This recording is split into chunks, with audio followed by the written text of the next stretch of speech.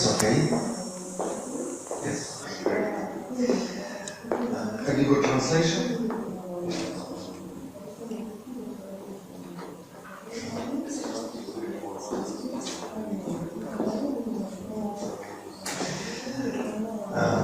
Где-то год назад мы стали очень плотно заниматься мероприятиями по второй платежной директиве.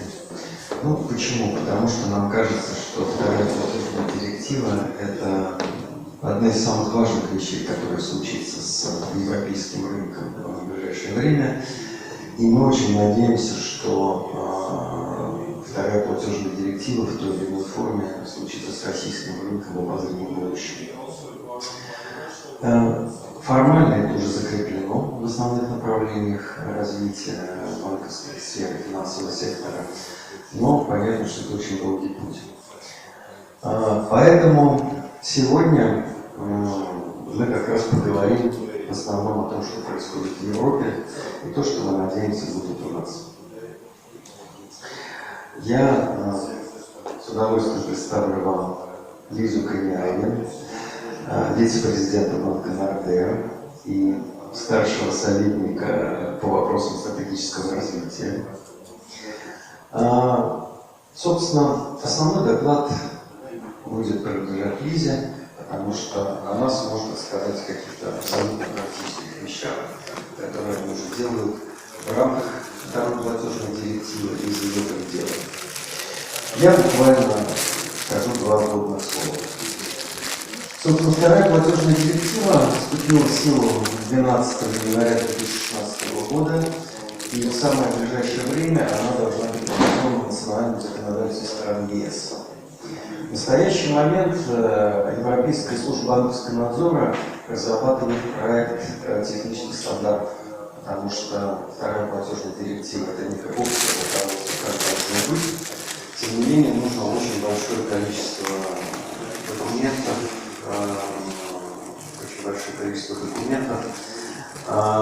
описывающих, как конкретно вот это все должно быть, будет реализовано.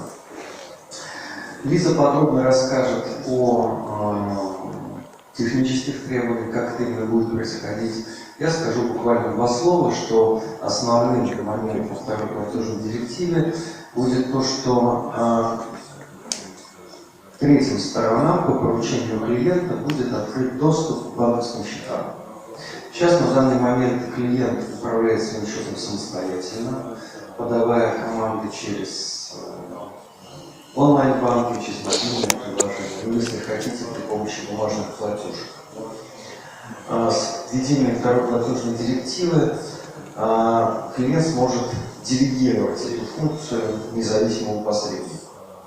Надо сказать, что этот посредник, он будет лицензируем, сертифицирован, но эта лицензия будет легкая. Это не будет банковская лицензия, это не будут гигантские уставные капиталы, это будут маленькие компании, в том числе. Вторая функция, которую клиент сможет делегировать, это получение информации. То есть по требованию клиента банк будет обязан раскрывать третьей стороне детальную информацию о истории платежей клиента, о его кредитной истории, платежной истории и так далее. На самом деле эта ситуация выглядит, соответственно, абсолютно революционно. Говоря более формально, будут два типа компаний. Account Information Service Provider, который будет подключаться к счетам клиента и анализировать данные клиента, и Payment Initiation Service Provider, который от имени клиента будет составлять и передавать поручения о переводе в банк. На самом деле эта ситуация выглядит абсолютно революционной. То есть впервые за вот эти 1000 лет, когда существует банкинг, банк будет вынужден отдать свою власть над счетами клиента третьей стороне. Причем это отдать будет, во-первых, бесплатно, то есть базовая функция будет бесплатно, и оно будет бездоговорным. То есть вот этим вот компаниям не надо будет заключать специальные договора с банками. Это кажется действительно революцией, но на самом деле много компаний, по сути дела, делает то же самое. Мы знаем, что на Западе довольно много интеграторов работает по технологиям типа скринкептинга и так далее, когда клиент, по сути, отдает свои пароли в онлайн-банке, и некий посредник управляет этими средствами, изображая собой клиента. Если копнуть гораздо глубже, мы можем понять, что даже Visa и MasterCard на самом деле, по сути дела, дают открытый банк. Если мы отвлечемся от технических деталей, перестанем на секунду быть профессионалами, то, что делает Visa MasterCard, это возможность для третьей компании, например, для магазина, списать деньги с банковского счета клиента по поручению клиента в свою пользу. Мы с вами знаем, что все это сложно, что есть банки эквайры, есть банки эмитенты, есть процессинговые центры, есть много всего другого, но по сути Visa и MasterCard уже дают некий Open API. Понятно, что он не бесплатный. Он, в отличие от второй платежной директивы, не является принудительным, теоретически. На практике мы понимаем, что любой банк, работающий с клиентами, обязан иметь и Visa, и MasterCard, или, говоря России, карту МИР. То есть эта ситуация, выглядящая очень революционной, на самом деле выросла очень естественным способом из естественного развития рынка.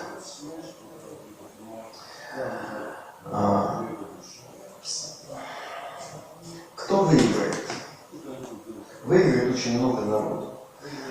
Принято говорить, что выиграют маленькие компании, финтехи, что они, наконец, получают доступ к деньгам клиента, к фондированию, без долгих и часто унизительных переговоров с банками, где эти деньги лежат. Это довольно очевидно. Выиграют магазины, выиграют различные платформы. Лиза, насколько я знаю, про это будет достаточно детально рассказывать, про взаимодействие банка с магазинами. Я думаю, что я уступлю эту тему. Как ни парадоксально, об этом очень мало говорят, выиграют умные банки.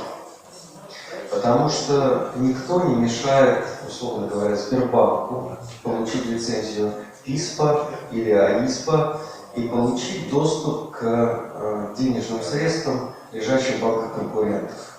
Ну, то есть, условно говоря, никто не мешает условному Сбербанку стать таким, соответственно, провайдером и по поручению клиентов, скажем, Альфа-банка переводить деньги из Альфа-банка к себе или как-то иначе управлять этими деньгами.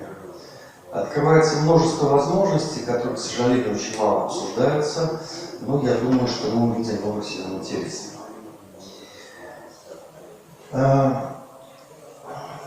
Для нас пока это, к сожалению, является теорией. Мы сделали большую работу в ассоциации, соответственно, в нашем новом проекте в Центре аналитики финансовых технологий.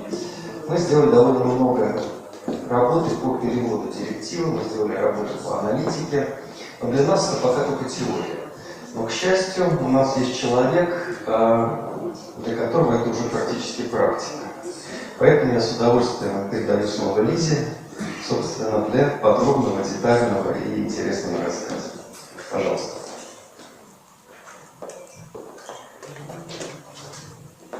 Thank you very much, Victor. And now I will switch to English.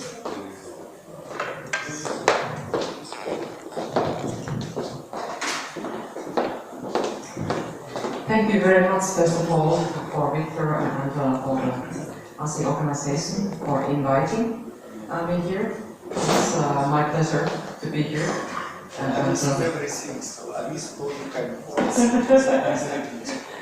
So thank you very much for the invitation, and it's my pleasure to be here. And we had actually a long-standing colleague relationship from 10 years past or something. So we have known each other for a long time. And I think it's really essential to discuss these things across the borders. So I'll maybe then. So I'm and I'm coming from Nordea Bank, and I work in cash management as a strategic advisor. And I have a long history in mobile payments and in emerging payments, future payments, more than 20 years. I started working with mobile payments in '95 at a small technology company called Nokia. You might have heard about it. So I started to do mobile payments there in the middle of the 90s. So since that, I've always been working on emerging payments, mobile payments, and I'm trying to understand what's happening next in the payment space. So it's quite interesting because I think that the era where we are, I'm sorry that this is a bit maybe not so visible, but I think the era where we are right now is one of the most revolutionary in the payment space that I have ever been in. And I have taken 3 quotes here to get started with. So in 1899, a US Commissioner of Patent Office said that everything that can be invented has been invented. Was that true? No. Okay, then in 1943, chairman of IBM was saying that I think that there is a world market for maybe 5 computers. I think we have more than 5 computers in this one. So then 2007, a guy called Steve Ballmer, the CEO of Microsoft, was saying that there's no chance that the iPhone is going to get any significant market share. How many iPhones do we have in this room? I have them here. So I think it's just examples of really top-level people being wrong. Predicting the future is very, very difficult. I think that's what it is proving. But I think now we are in a situation where the platform where we're doing banking and payments is changing. It is changing in a big way. So let's have a look into how does it change and what is the change of the banking market and payments market. There are actually 2 main trends of change. So there are big changes in the regulatory environment and also big changes in the technology environment that is around us. And those changes are impacting the competitive landscape.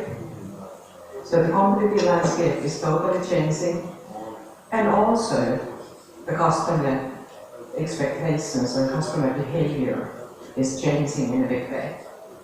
I will look into this a bit in details, and then I will concentrate also in the PSD2, what does it mean in practice.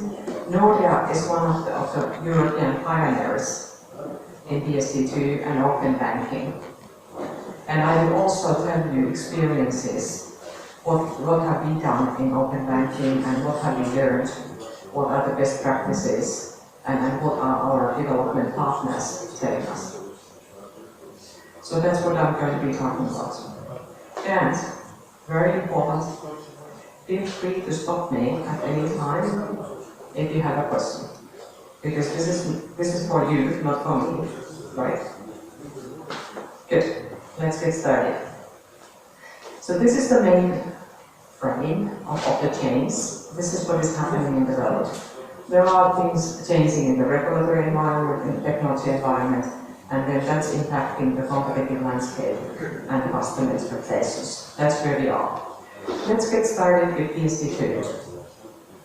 Victor already explained it in short, but in short, this is the change that is happening. This is the current world where banks have monopoly of the customer interface from accounts.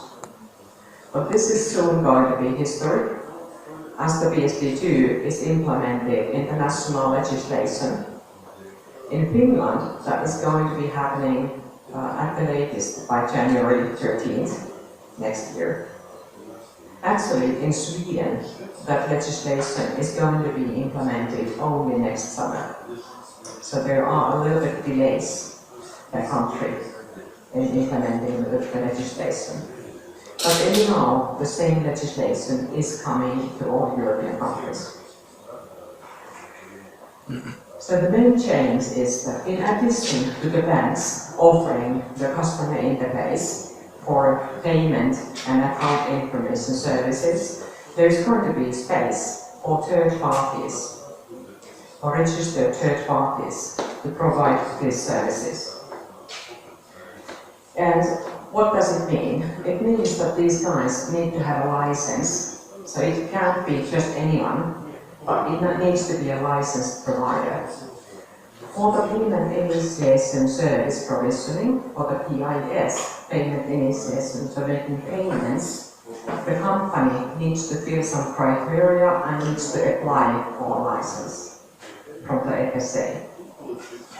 For the account information service, the company just needs to register for being an applicable provider of service. Because here we're moving money, here we're not moving money, just providing information.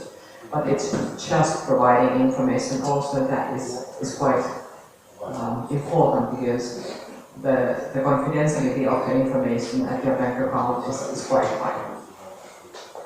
Then there's also a third, which is not discussed very much. That's payment instrument issuing. And that's more kind of like a Central European thing, where big retail chains want to have kind of like their own card. And it's issuing, but the third party has the right to issue card-based payment instruments on another bank's account. So, what is important is that customer consent is always required.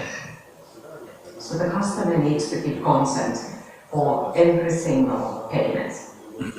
And for the account information services, they need to give consent every 3 months.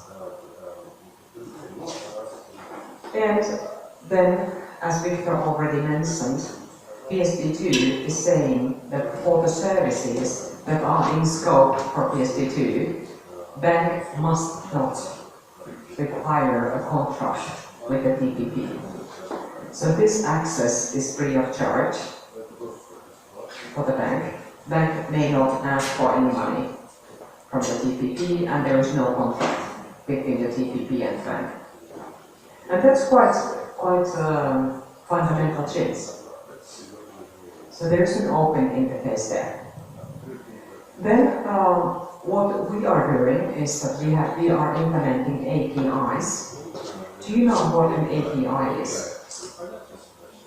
It's an application programming interface.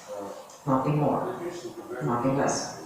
So it's an interface where you're sending some calls, and then like what's below that you don't need to know, but you're sending the calls, the requests, and then they're going through the API, and that's how the communication is handled. So there's no integration, there's an API where the communication is going. And that's fundamentally our way of doing open banking and then doing PSD2. The other way of doing that would be that I would say that, could you give me your credentials? I will go to your bank and do the things. To me, that would be extremely scary, because we've been using 30 years to educate all our customers to never ever share your credentials with anybody. And now that's what some of the PPPs are doing. So we are recommending strongly the use of APIs, because that's a controlled way of doing it. And so then we also know, as a bank, we know who's coming in and how does it happen. And we can be aware if it's a customer themselves or the TPP. Okay.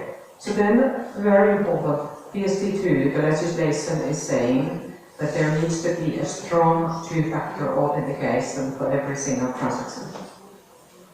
That's a requirement by law. So the payments need to be authenticated. And that's also changing some of the existing practices in the payment industry. The strong authentication is needed, so there's increased security. Okay, then another key legislation. This is GDPR. It's actually not global, but general. I have a mistake in the slide, sorry about that. It's General Data Protection Rules.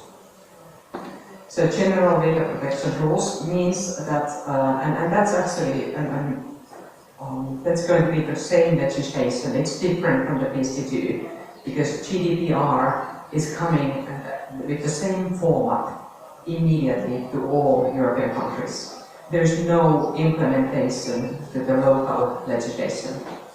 It's the same legislation, all the countries, all at the same time. So this is coming into force 25th of May 2018. And fundamentally, GDPR means that customer owns their data. Customer has the right to ask for withdrawal of their data at any time.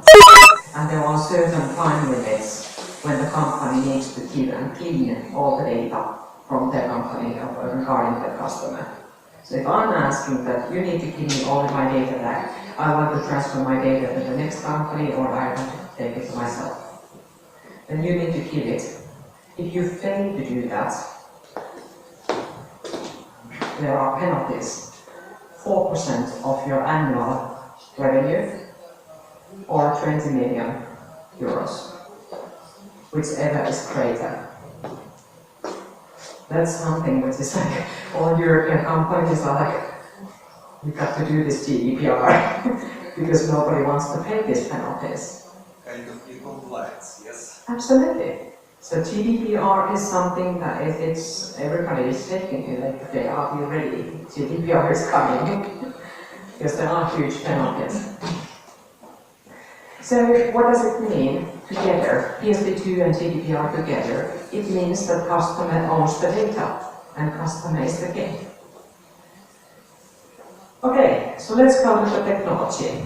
I think you are very technologically advanced here, and so what does it mean? It means mobile or less accessible, artificial intelligence. Let's talk to the artificial intelligence for a moment. For instance, we at Nordea, we're working a lot with artificial intelligence. We're actually implementing it to several places in our bank. And we truly believe that artificial intelligence is going to be something which is changing the banking industry quite a bit as well. Because for us, it is two ways. We're using it in places where it is making the processes more efficient.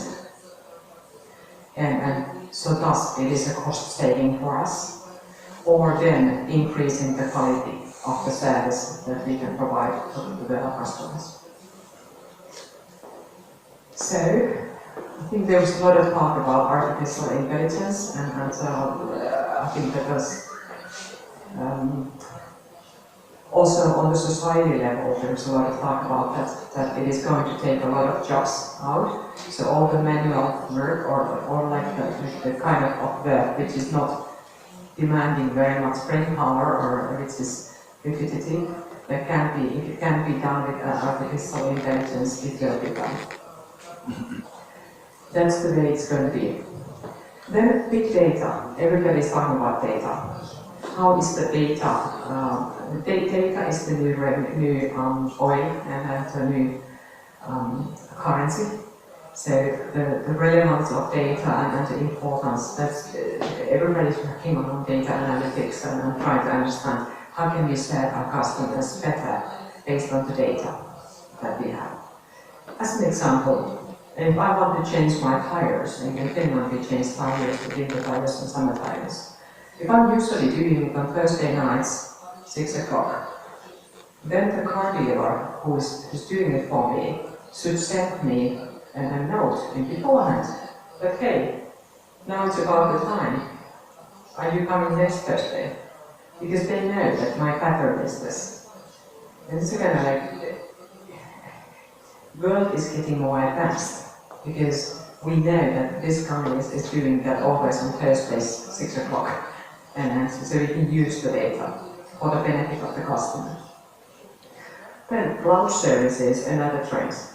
So everything is moving to cloud as well. It's so much more efficient because then you don't have to reserve the capacity in the old-fashioned way when you can use the cloud services.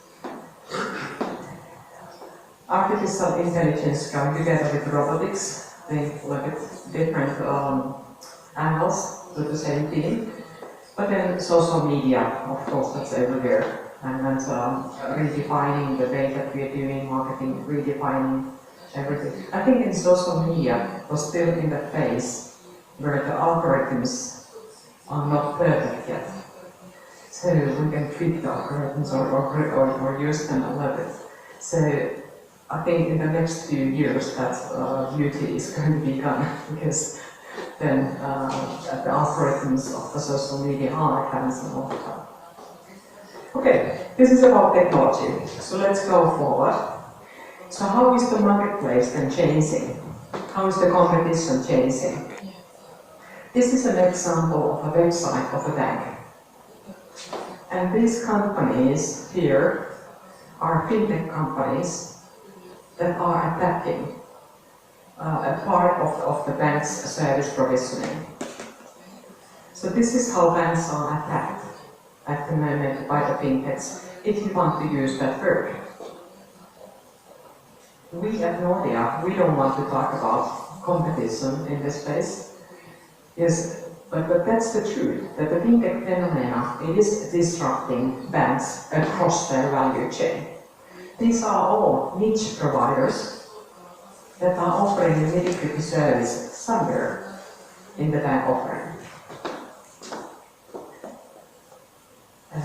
Actually, in the competitive landscape, there is all kinds of competitors. In addition to the small startup fintechs, I think the biggest competitor is the big techs, the GAFA, the Google, Apple, Facebook, Amazon, and Alipay.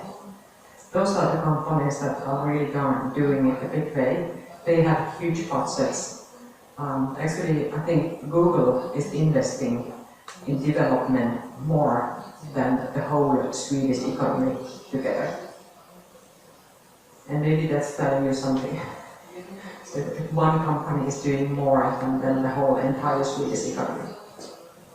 So they're putting big money in doing it in a big way, and I think that's something big can be expected from these companies. How is the customer behavior then changing? Today's customers, they are very impatient and empowered. They want to get everything right now, immediately. And if they don't get it right now, they will get it every day. Because they're connected in the social media. So the whole world will know immediately. It's going to be thousands and thousands of sharing the bad experience. So the bad experience is going to be immediately known to everybody. They're also very knowledgeable. They know all the details. They know your products better than you, because they can compare everything in the internet. They're also very integrated and connected. So they have the networks. The power of social media networks is enormous. And they also require relevance. They don't want to hear any sales pitches which are not relevant to them. The products need to be relevant to them, to that moment. They need to be tied to the context. That's today's customers. I think we're all one. So I think we all know that. Okay, so then look at PSD2. What does it mean? So what does it mean in practice? I think this is back to the beautiful terminology PISP and AISP. So the new kids on the block. There are some new kids on the block. There are PISPs and AISPs. And what does it mean in practice? How does it change the banking world? The old way of collecting, here is a customer that has bank accounts in 3 different banks. the customer needs to log in to every single bank's service separately. But with the PSD2, the AISP provider can actually aggregate that view for the customer. So we can aggregation of information, simply. So then, in the PISP service, there is a customer and there is a merchant. And in the old world, there was the card networks that are connecting acquirers or processors and some issuers. And the acquirer is then connected to merchant. But now there is a PISP, which is sitting in the middle, which is connecting the customer and the merchant and the customer's bank to the API. So this guy is making an PIS, payment initiation request to the customer's bank and just taking the money from the customer's bank account as a bank transfer. So this is how PSD2 works in practice. The main models there. What does it mean then for the market? Are you mainly interested in household customers, merchants, SME customers, or large corporates? It means a little bit different things for each of these. For the household customers, there are going to be services available from day one. And of course, the digital natives are the first movers. For the consumers, merchants are of course driven by the consumer phenomenon. So merchants need to offer payments that the consumers want to do. And so the merchants need to adapt. Merchants are usually served by PSPs, payment service providers. So there are collectors that are collecting all the payments for the merchant.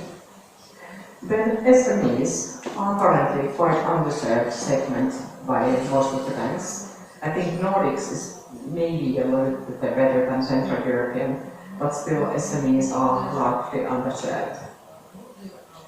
And that's of course an opportunity for fintechs to do vertical applications for relevant SMEs.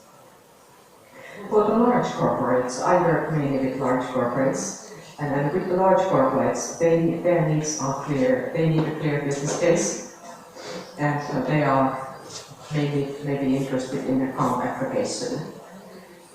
I think, yeah, that's it.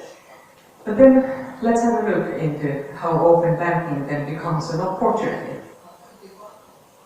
By the way, do you have any questions so far? Everything's clear. В мае этого года и в июне этого года... Вы можете представиться? Да, конечно. Павел Поделин, технический специалист российской блокчейн-системы EraChain. В мае этого года... Я вас опять прерву. У нас за первый вопрос положен приз. Я не знал. Русский перевод. Да, мы не договаривались заранее, это русский перевод второй платежной директивы. Так, мне все повторить? This is a prize for the first question. This is translation in Russian of second payment directive. Just freshly issued. Павел Поделин, технический директор российской блокчейн-системы EraChain. В мае этого года и в июне тоже этого года, в первом случае Сбербанк, во втором случае Яндекс, ввели платежного агента в Telegram-бот. То ли это, является ли это подобием того, что вы сейчас рассказывали? Платежный агент. И можно запускать платежи, причем карточки внутри, и обмен идет без предоставления карточных данных. Спасибо. What I understood is that in principle it is, but Victor maybe knows that better. So the question is when some company use Telegram messaging to instruction. Telegram-бот. Бот, Telegram-бот обязательно, бот, автомат. Automatic bot to give instruction to the bank. Is it connected to PSD2 concept, or it's something different on the side? It can be or cannot be. Или вы не знаете? But because in PSD2, the most essential thing is there is an agreement framework that certain things can be done free of charge with the standard APIs. Probably as just a concept to illustrate, for example, Telegram as a messenger can get a PISP license theoretically, and IAISP licenses.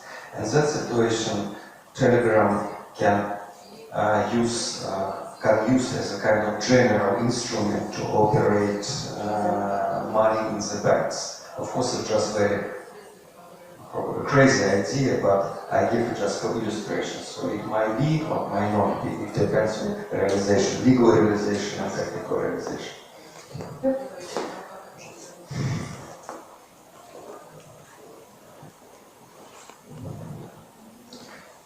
Петров Андрей, компания «Яндекс.Деньги». Да. У меня на самом деле очень много вопросов, касающихся в первую очередь техники. Вот я со стороны процессинга, да, я руководитель процессинга компании «Яндекс.Деньги».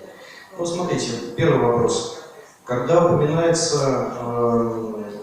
возможность финтех-компаний использовать сервисы банков, OpenAPI, да, сервисы, то как происходят расчеты между этими компаниями? Потому что MasterCard и Visa и MasterCard в нашем случае, да, они предоставляют не только возможность снимать или отправлять деньги, а еще и возможность эти деньги передавать между компаниями, да, то есть некий сеттlemент происходит.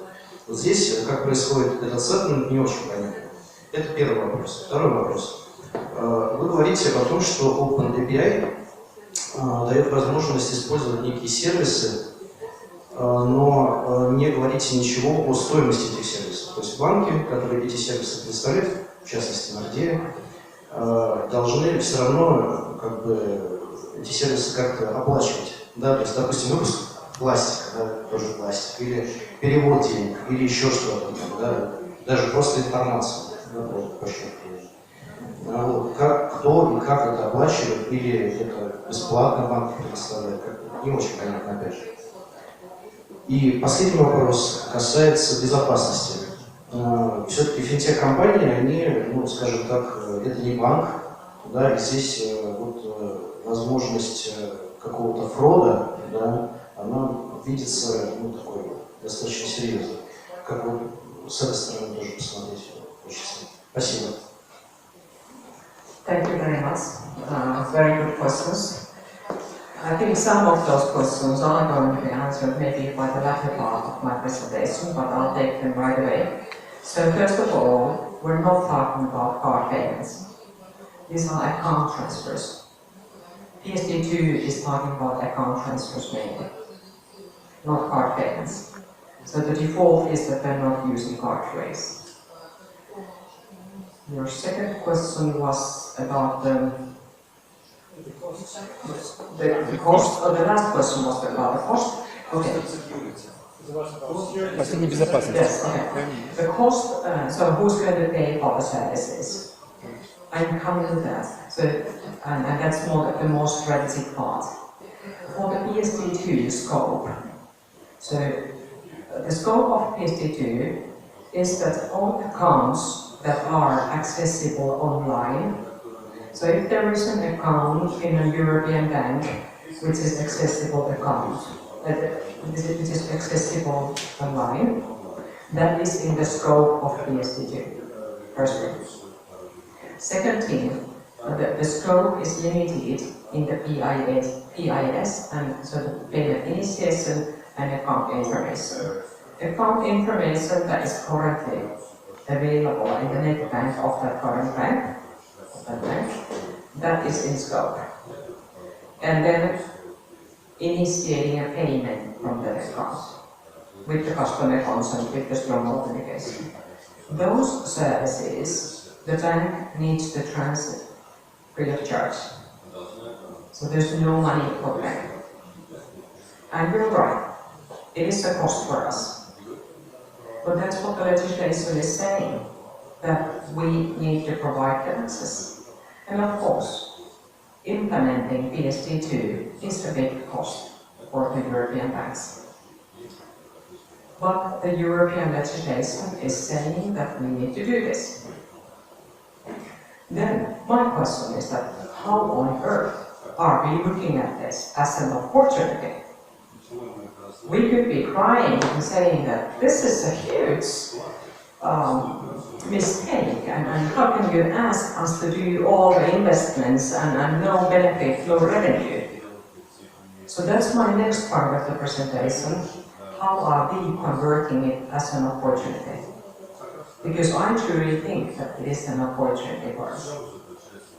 But I'm getting to it. Then, your last question about the fraud. You are quite right there, that the levels of security are different. And the details of the RTS, the regulatory technical standards that are coming from European Banking Authority, they are detailing some detailed liability sharing. Who is liable when? And what is the responsibility of the fintech? What is the responsibility of the bank? And some of those details are still unknown. Many of the details are already known. So the bank's strong authentication is going to be used. The fintechs also have some KYC responsibilities. So fintechs have some responsibilities, banks' security and banks' authentication is used.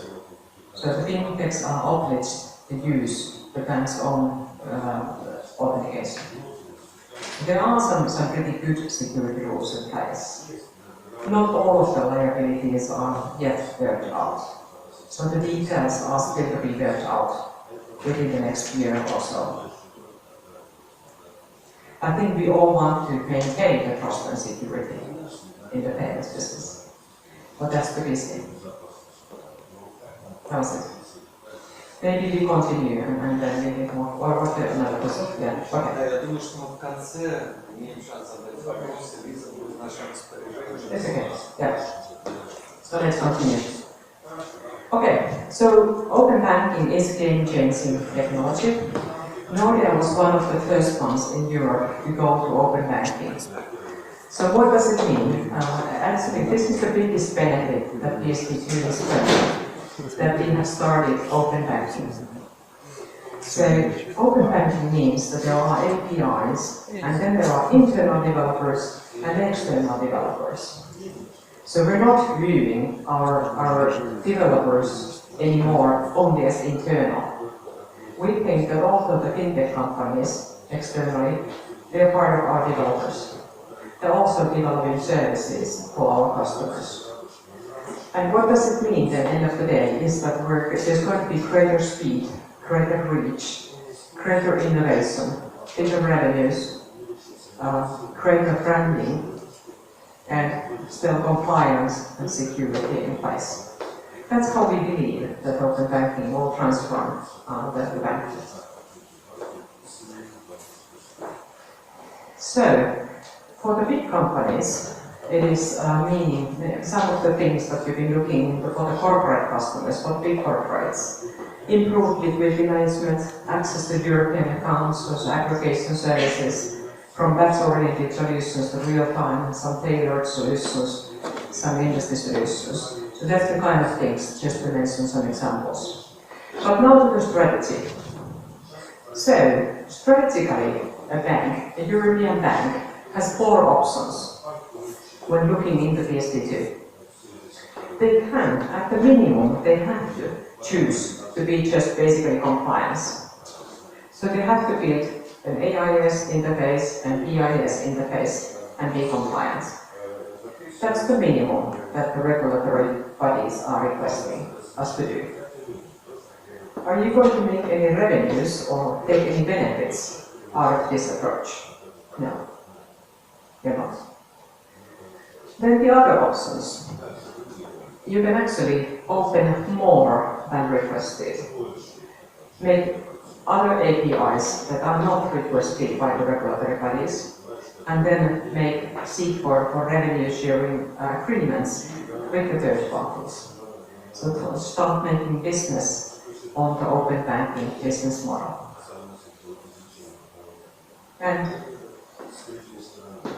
Then you're creating services for partners on top of the open APIs and enriching transaction data with insights and improved categorization and doing these kind of things. Then another option, and then you're monetizing the data and APIs. Then the other avenue is that you expand the value chain possession. So actually, you become a TPP yourself. You say, hey dear customer, you don't need to go to the TPP, I can be your TPP. I can actually, we as a bank, we can access the other banks. So we can actually provide you a one view of your bank accounts, so you don't need to go elsewhere. You can still stay with us. And that's an aggregation service. So maintain your client-facing position and aggregate access to other banks and payment providers. Be the customer's first choice of interface for banking or manage merchant payments as a PSP, as a payment service provider. And this is more kind of like in the customer front, so being in the customer front. And this is more like being the infrastructure provider.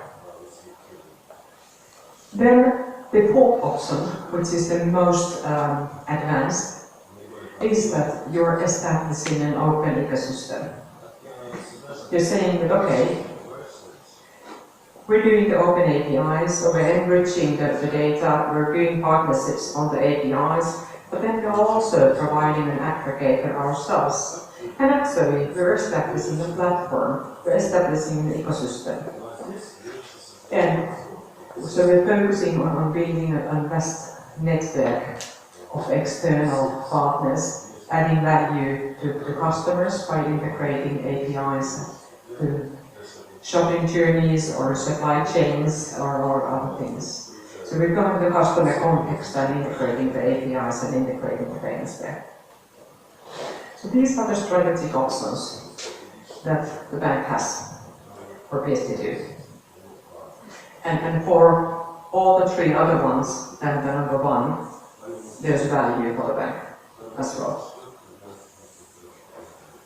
Okay, so furthermore, so what we are doing, now the best practices and the experiences from Nordea. So what we are doing, we are actually doing co-creation with our customers. And that's where I'm working, so we're working with big customers to do co-creation with them, to make the payment processes smoother, do purchase history analysis, behavior-based risk analysis, and really advance the payments and the content. Then another opportunity is to be an overlay and an aggregator. So to be aggregating the customer and payments data from other financial institutions. We're looking into that as well, to become an aggregator. Then the third option is the premium APIs. And here we have an example of that. What we have done is an automated currency conversion machine, which is actually integrated to open APIs. So our big customers can actually integrate the automated currency conversion into their backend systems through their APIs. And then we can offer it as an automated service.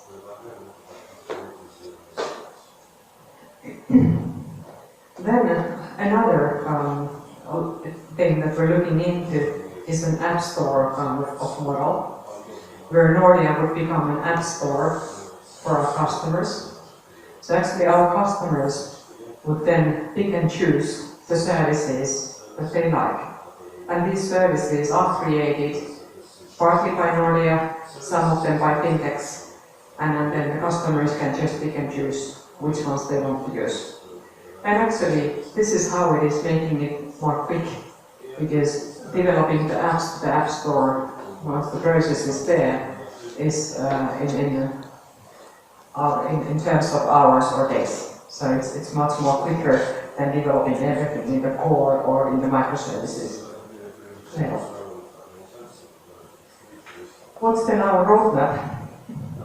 We are now, what we have done in this year, we have done the teaser page, we have opened the developer portal, and we have made the compliance APIs, so we have the PIS and the AIS APIs now ready. and operational, and we have done some piloting. We actually opened the developer portal during the springtime, and once we opened the developer portal, in the first 3 days, we got some 350 companies registered. So 350 companies wanted to become part of the developer portal within the first 3 days. And it took about 2 weeks once we had more than 700 companies waiting to become a partner to Nordea. And that's, I think, even at European level, that was a huge success. That was really like a fruit gate, and once the fruit gates opened, then all of those developers were there. I was actually speaking in May, I was speaking in London in a conference like the rise of open APIs. I think the recording might be still available in the internet if you want to have a look later. And even in that conference on UK level, the other participants were saying that, wow, that's quite a success story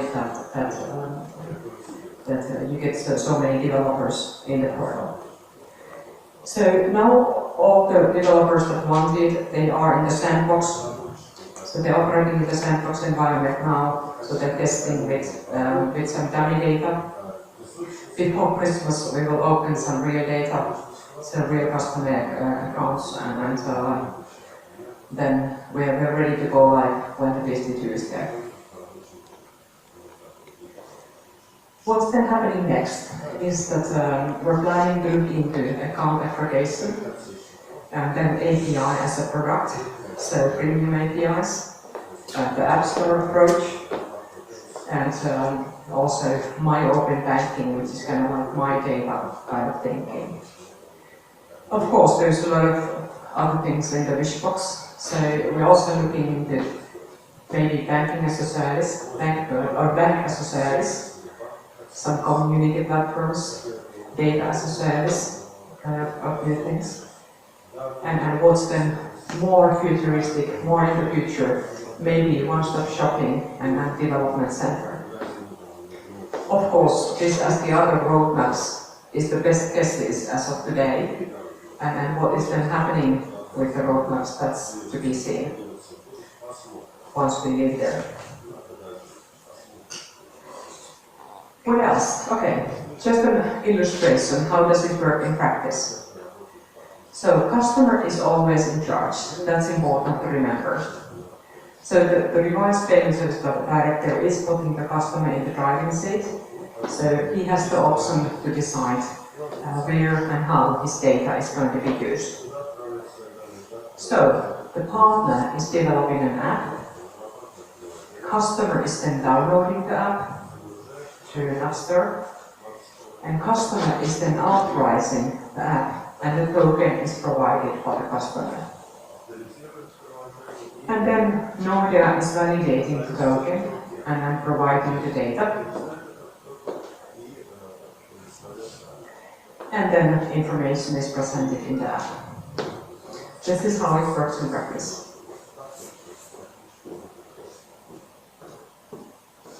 So, what else are we then doing in the space?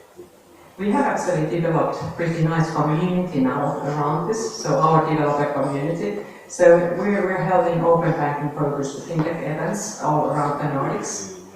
And we're also kickstarting the open banking conversation. We've already kickstarted that within the fintech community. And there's usually a presentation of Nordea's open banking vision and the concept management and the demo of the developer portal.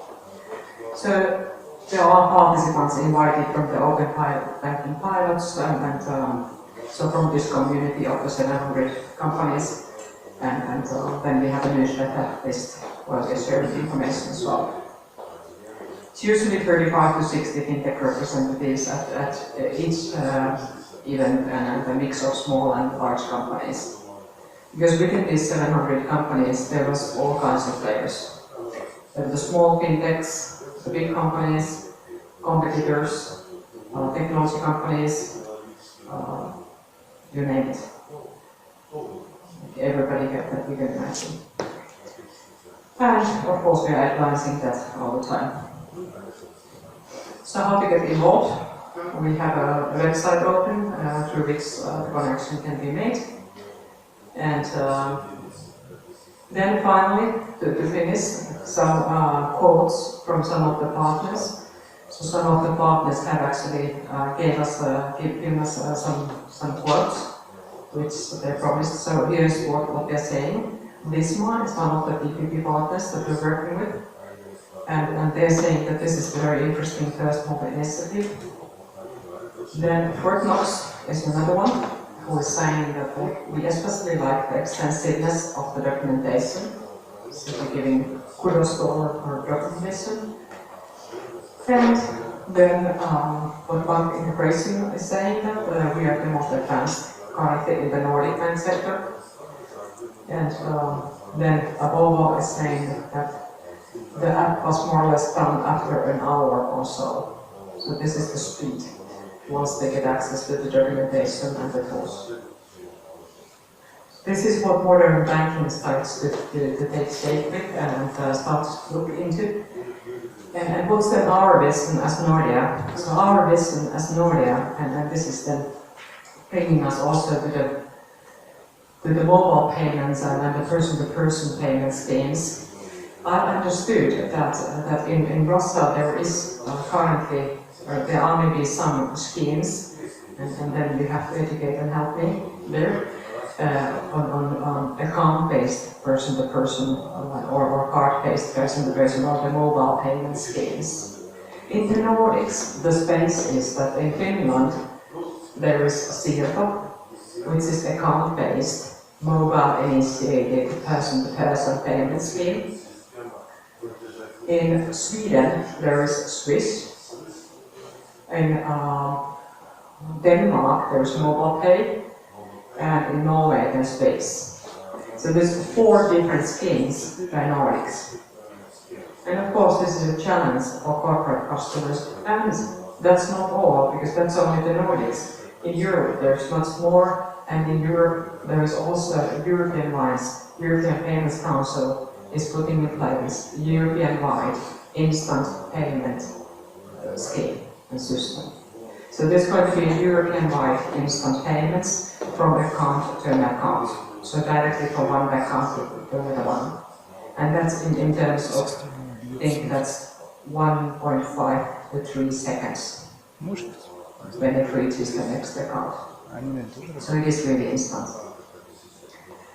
And so what's Nordea's vision? Of course, instant payments are going to be European-wide trend, and currently it is a fragmented marketplace. So what we are offering and what we are working is that we are the integrator, so we can provide like a one-stop shopping. So we will help the customers then to have one interface for all of the payments, and then also make it possible to go through entire Europe through one interface. I have my colleague Alina here from Nordea, from the local office as well, so welcome here. So if you want any local assistance, you can always stand again. So this is our vision in the marketplace, and I think to finalize, what open banking has taught us is that experiences are more important than products. So open banking is providing customers access to their data through a suite of applications built by the bank, by the partners, and by potentially anyone. So the customer is the king. And I think that's a good way to finish. And payments really is a trust business. And I think we all want to maintain that trust and security. And I'm more than happy to take your questions if we have time.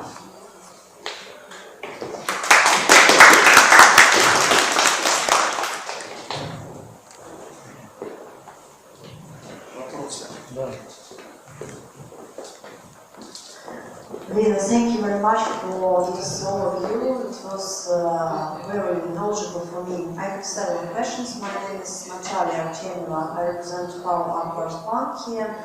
And you mentioned many opportunities for for a bank, but still, if there are economic models that will actually get the income stream in some few years, or I don't know, 5 years, because what I hear right now, we are talking more about hackathons for startups, the way we have the sandbox right now, and do you think there will be some money there for the bank? Thank you.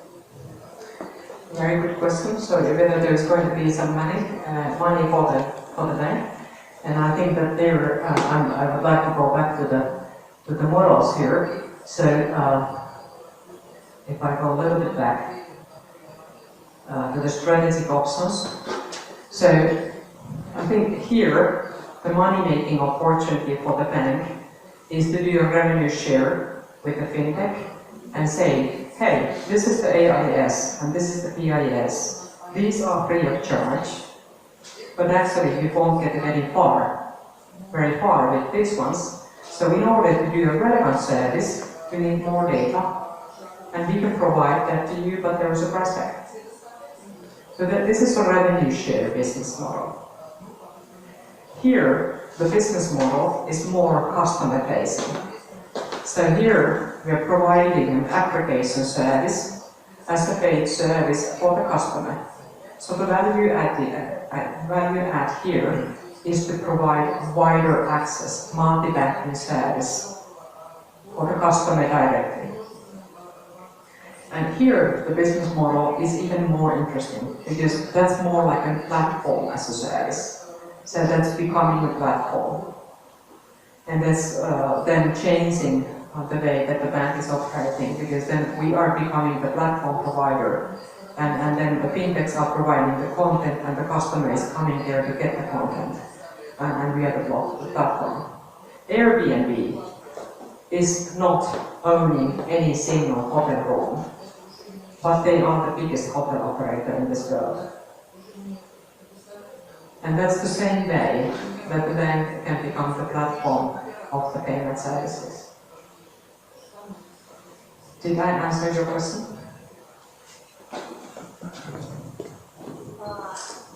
Yes, but do you believe in ecosystem if you are not Amazon and you are not Google? Because we all know that resources they have, not a single bank will ever match.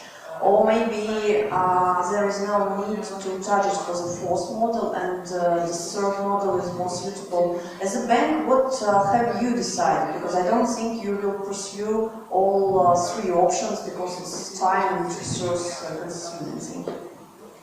That's a very good question. At the moment, we are actually looking into all three of these. So at the moment we're looking, and I think that nobody knows, that's the answer. Nobody knows at the moment where the market is going. And we haven't made a clear strategic selection that we will stay only here, or we will go only here, or we will target here. But we're looking into all three. We will definitely not be the one, because we want to be a leading bank and we want to be a leader in this space. So then your other question was regarding the Google and Apple and Facebook and Amazon. So are they going to steal the whole game? There are, actually, I truly believe that banks are needed also in the digital age. Because what fundamentally is banking? Banking is trust services, banking is risk management, banking is lending, taking deposits, enabling trade. Are Apple and Google and Facebook good in doing all of those? No. Not yet. Not yet. I think they're building capabilities. But if they are becoming banks, if they are applying for banking licenses, of course they are then in the same space. But we as banks, we have developed capabilities and core strengths in this space for hundreds of years. So in that sense, I think we also can be proud, and we can say that yes, we know this business, and we've been in the risk business for centuries. So I wouldn't be so afraid although these big companies are coming to the customer end, the end user end especially. But when looking from the corporate payment services area, that's not the same thing. Because I wouldn't expect Facebook to do cash pooling very soon.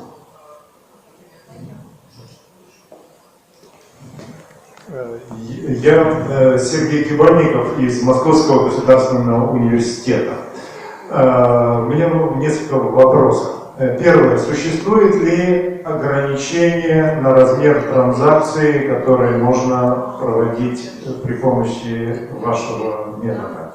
Потому что вот у нас, например, электронным способом из Сбербанка можно забрать в день физическому лицу только 30 или там, 50 тысяч рублей. То есть это первый вопрос. Если не убьет ли эта система SWIFT?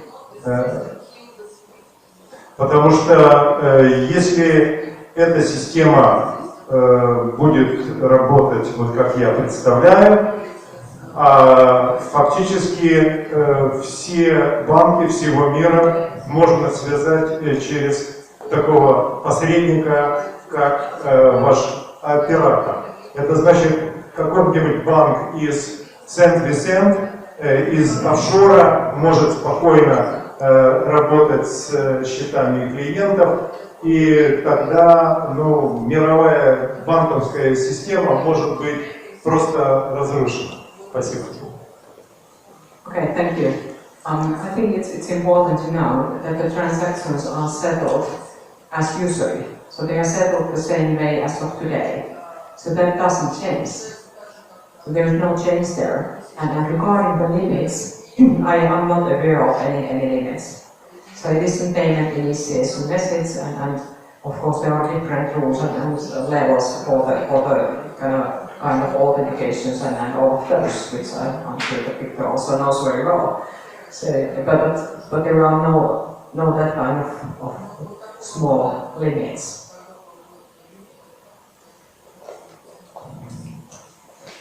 Vladimir Merkushek, Gazprombank. A couple of questions. One question is regarding authentication method. I understand there is still discussion about how it is implemented, but in principle, who decides which authentication method is appropriate for a specific bank? Is it a bank?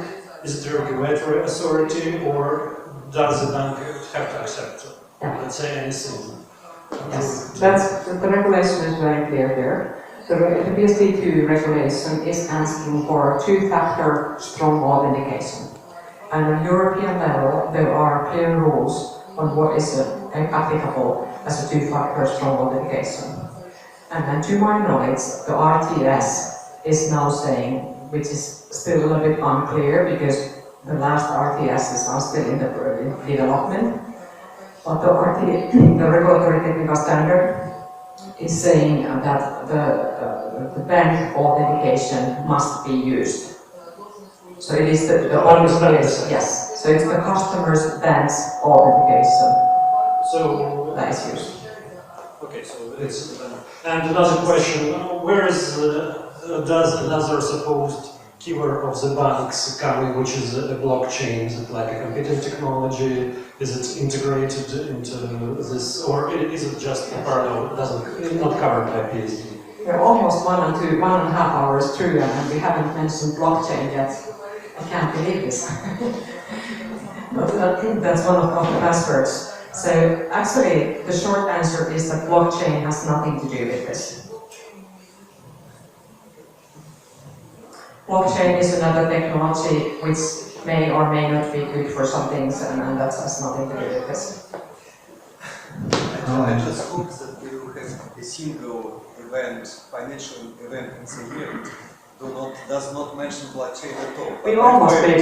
We almost did it, yes. Yes. Можно вопрос, да? Евгений Владимирович, комитет республиканской промышленной политики. Значит, у меня 3 вопроса. Первый. Ну, как известно, любые инициативы они рождаются либо по указанию сверху, либо по инициативе снизу. У нас, вот, наверное, есть ассоциация российских банков, которая может что-то, так сказать, инициировать, правительство, значит, и, возможно, будет принята какая-то там 3-я российская платежная инициатива. Как это происходит в вашем Европейском Союзе? Значит, еще один вопрос. Можете ли вы привести примеры неудачных инициатив, которые в Европейском Союзе, ну, как естественно в жизни, да, 50 на 50, что-то, так сказать, замечательно, а что-то вот там, что-то как-то мы поработали на практике, и эта инициатива умерла, растворилась, говорят, нет, мы пошли не тем путем, давайте мы это все дело создаем. И третий вопрос. Значит, вы сказали о том, что огромное количество, там, или большое количество, значит, специалистов, наверное, те, которые будут уволены из настоящих банков, они уйдут на рынок, и таким образом мы будем решать вопрос их занятости. Если мы, так сказать, их еще переучим, дадим им в руки, так сказать, лицензию от лица государства, они снова станут востребованы. Да? Почему? Потому что если 20 век это было расстреливание труда, 21 век это было уже, так сказать, расщепление труда, а вот сейчас еще 5 лет пройдет и будет атомизация труда. То есть не будет хватать функций для того, чтобы загрузить, так сказать, 400 миллионов, ну, сколько там населения у нас, и у нас такая же картина. Спасибо. Yes, thank you. Quite a few questions.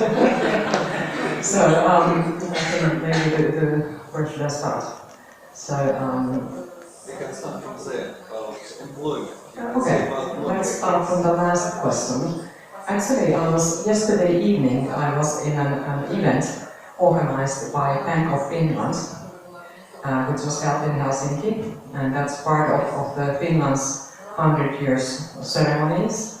And actually, Olli Rehn, who is part of the board of Bank of Finland, was leading that event, and we were also talking about the very same thing. That okay, what is happening when this automation is coming to all of the places, and so is it creating unemployment? Should we actually try to resist that, or should we actually be the pioneers going there first? Because I think it's very well can be compared to the industrialization, to the phase more than 100 years ago, where we were industrializing the world. And what happened? Actually, it was a chaos for some time. So on micro level, on personal level, there was a lot of pain and chaos because the way of living and the way of doing things was changing in a big way. And I think that that's a very good question, that what should we do then? I personally think that we should be pioneers, we should go there first and try to utilize the benefits. And I wouldn't be so worried about people that are actually losing their current job. I think we need to educate people so that somebody needs to be looking after the robots. And somebody needs to be watching and programming them. So we still need people. I think the same kind of stories were heard during the industrialization, when nobody is knitting anymore by hand. So where do we need people then? But we don't have the horse drivers on the streets anymore, but still we have jobs. So the world is going on, and development is going on, and I think we just need to understand that what are the new jobs, and how does the world change? That's the more philosophical answer. There were some other questions. Значит, хорошо, один. Значит, история такая штука, история такая штука, что она постоянно доказывает, что она вот учит то, что люди не хотят понимать. Значит, это относится к любым инициативам. Да? У нас в истории Советского Союза и царской России, и в Европе было много всяких инициатив, которые заканчивались неудачей. Значит, и кто-то за это нес ответственность.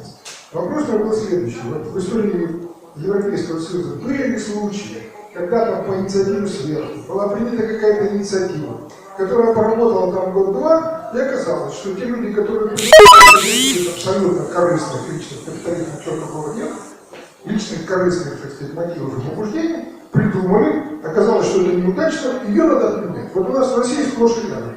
Каждые 3 месяца надо отменять. То что-нибудь придумаем, то потом забудем. Спасибо.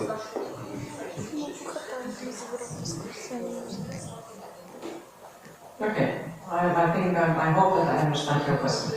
So I think the European project, if I talk about the European Union, I think that it is a great success as a project. And I think that the biggest benefit of the European project, that the European Union, is peace. And because in Europe, we're doing trade and not fighting each other. And I think that that's what we want to do everywhere. We want to do trade and not war. And that's what Europe is about. And that's the biggest thing in Europe. And that's also what my grandpa was saying. And he has seen all the wars. so that was his message as well, that we should do trade and not wars. And that's what the Europe is about. Of course, in European space, there's also a lot of mistakes and a lot of inefficiency and a lot of things which are not leading anywhere. But I think that that's a small price compared to the benefits. That's my short answer. I don't know if I answered your question.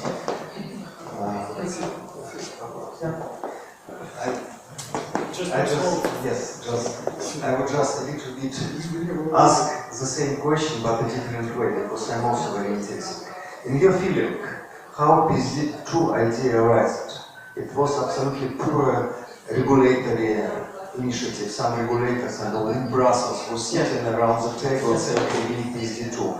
Or some startup lobby went to regulators, or banks went to regulators, say, okay, we need more competition, something like that. Who was in the very beginning of PSD2? Have you got some kind of feeling? Yes, the history of PSD2. Okay. Yes, the history of PSD2 started from some of these PPPs that were actually trying to provide these services for their customers, and there was no rules for that. So banks did not have any APIs. And what they were doing earlier, and what's still their business model for those pioneers, is the screen scraping. So they were taking the customer's credentials and providing the service from the bank with those. And then how that started then is that they want to lobby the regulators that we need to get access to these guys because not all the banks are letting us do this. And it's not easy because we have to apply for 7,000 different interfaces. So we have to go separately to every single bank and provide the service. So that's where PSD2 started. And then the European regulator said that, okay, yes, let's do it then, but we do it the API way. We provide standard interfaces and access, which in my opinion is a kind of manageable way of doing it. And which is then creating a set of new business models, which I believe that is very good. Thank you. Just a philosophical comment. I think the history teaches us, especially Russian history, that some people are punished for favor, but what this is trying to convey is that some people are awarded for success as well. And that's what we all should strive for, perhaps.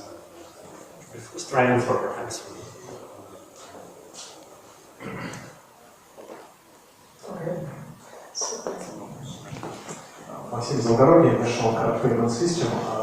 May I ask one practical question? You mentioned that in the first days, when you publish APIs, hundreds of companies or startups came to you, and how does it work from your side? What kind of process? I mean, do you have a special department who support them, special people, dedicated roles? Could you describe it in a few words? Yes. We have the Open Banking project, which is now a department of its own. So it started as a project, and now it's a department. So what we have there is that we have a group of people that are working. So how does it work in practice is that we have this kind of we have the website, so they're coming in through the website, and then we have the mailing list. And so we set the information out, and then we organize these fintech events with these companies per country, and then we develop it forward project by project, and we kind of try to, of course, categorize them and understand that what are these companies after. Of course, it takes time to process 700 companies, so you can't do it all at once, and some categorizing helps there. Is there any more questions? Very short, because we suppose that beside this interesting building, very interesting architecture's sense of word, and beside us, very interesting guys, we need to allow to really look something around. So please ask short question, okay? Ну, на самом деле у меня вопрос касается KYC, Know Your Customer. То есть, насколько я понимаю, это некая альтернатива. То есть, получение информации о клиенте и его истории, да, это некая альтернатива KYC, да, идеологически просто. Вот мне хочется, на самом деле, Виктора привлечь к дискуссии и попробовать как-то это перенести на российские реалии, да, и как вот это могло бы быть, ну, с точки зрения Центробанка, 161 ФЗ, тоже как-то обсуждаться. Спасибо. Okay, I will pass question to you. It's very interesting question, actually, very good. I must ask by myself. So, if you can retrieve some information from the bank, speak about, say, commercial purpose, credit history, something like that. But at the same time, actually, you can retrieve some KYC information, identification. Does it basically mean, for example, I am a bank 1, and you are a client of bank 2, and to open my account, to open account of you in my bank, I just can retrieve information from your bank and make KYC information. No, it has nothing to do with that. Sorry. So AIS means account information for your online accessible account. So if I have a customer, I have a bank account at Nordea, for instance, the entries that I can see at my net bank is that I've been grocery shopping, I've been refueling my car, and that's the kind of information that can be retrieved. So what transactions I have done? It's not KYC information, it's transaction information. So it is retrieving the transaction information from the bank. It is the view that I can see at my net bank. And that's the level of information. So whatever is available in my net bank view currently, that can be seen by the TPP regarding that particular account. In our net bank, there is much more information than only account information, and that's not in the scope of the institute.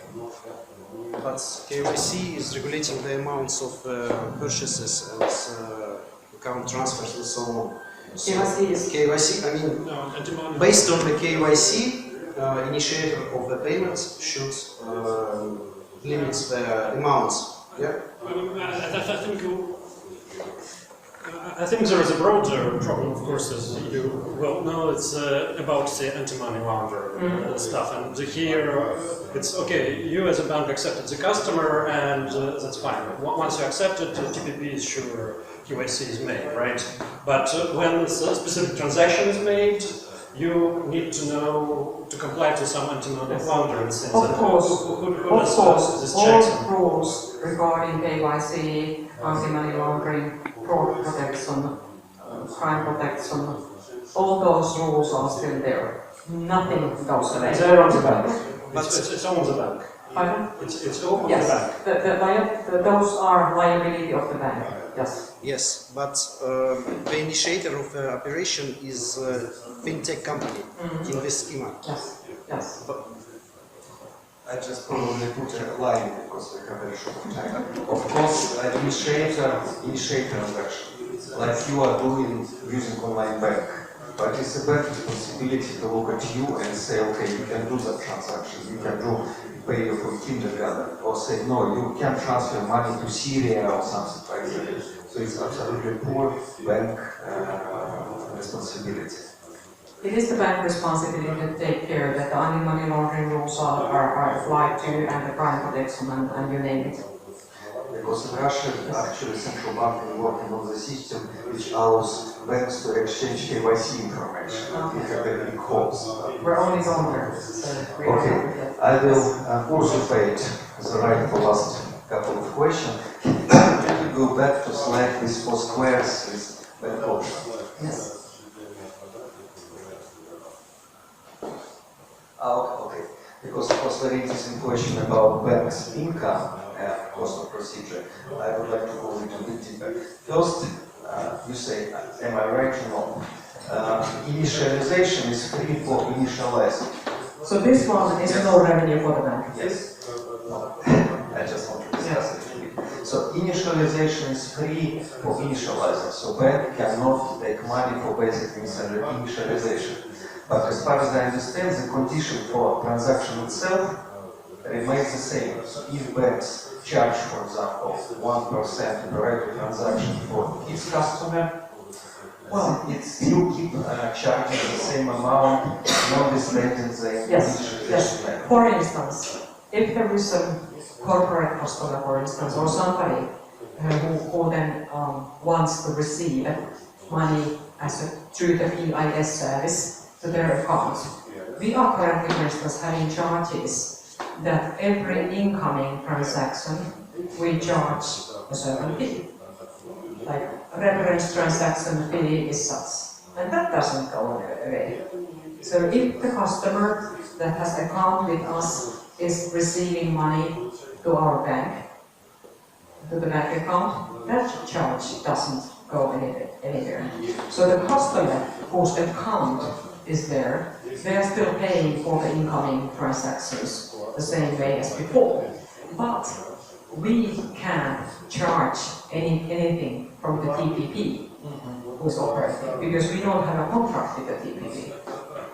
Okay, so probably who was visiting our latest lecture on deverticalization of banks, something like equal access principle, so everybody has equal access to any suggestion process.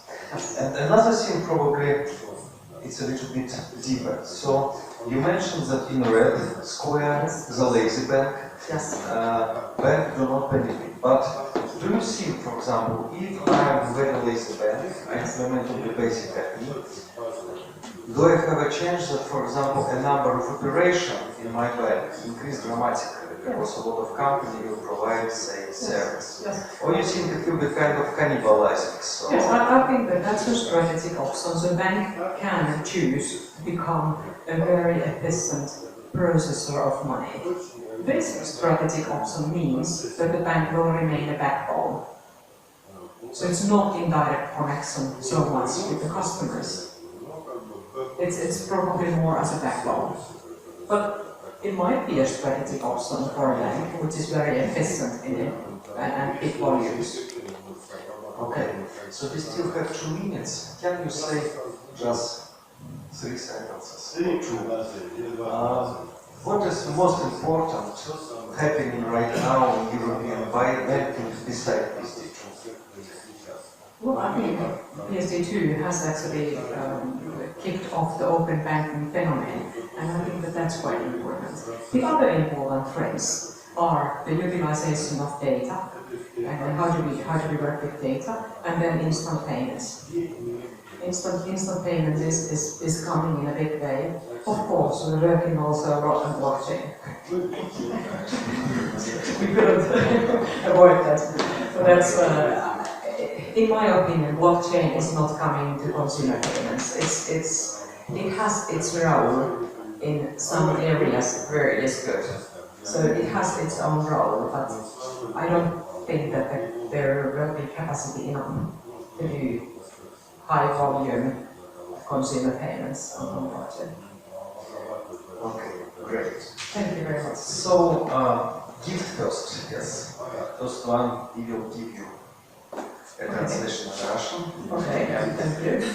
We would like to thank Paul because he managed that process, translation, comments and something like that, and I will ask him to sign it for you. Thank you very much. Yes. You can get an electronic copy of the book on my site, but we have paper copy. I have some people who was asking questions. I don't see if it is enough. Not. Okay.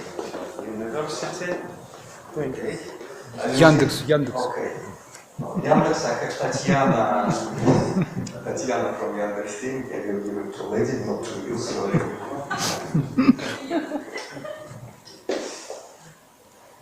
Okay, and I forgot you. Yes, you also asked a question. Who was asking? One moment. У меня есть. Вот мужчина. Okay.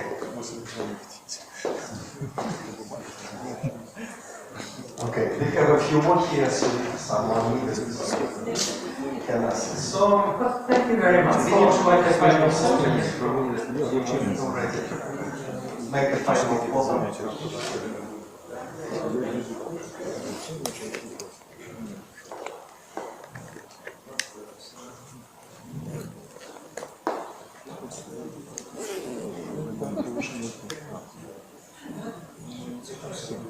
Okay, and Lisa, thank you very much for coming. Thank you very much for the invitation. I think this has been really interesting discussions, and I'm continuing today to Sochi for the Pinnapolis seminar which is discussing the same things. And if you need any local help, I think Alina is here to help you guys. В Сочи тоже. Thank you so much. Да, в Сочи, да.